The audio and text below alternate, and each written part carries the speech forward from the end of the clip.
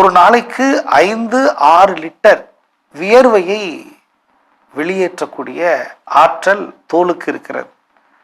எதிலையாவது நாம் மோதிவிட்டோம் என்றால், ஒரு சின்ன ஆணியோ ஒரு சின்ன பொருளோ நம் உடலை கீறிவிட்டது என்றால் முதலில் காயப்படுவது தோலாகத்தான் இருக்கு. கிட்டத்தட்ட தோல் ஒரு தியாகியாக இங்க நான் கருதுகிறேன்.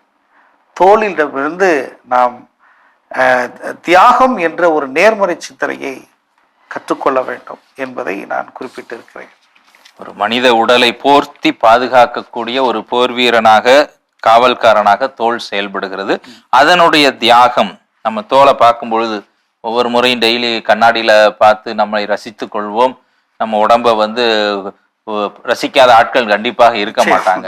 ஆனால் அதை பார்க்கிற பொழுது இந்த உடல் தியாகம் செய்வதற்கு அப்படிங்கிறத இந்த தோள்கள் நமக்கு, நம்முடைய தோல் உணர்த்துகிறது அப்படிங்கிறத ரொம்ப அழகா சொல்லி இருக்கிறீங்க.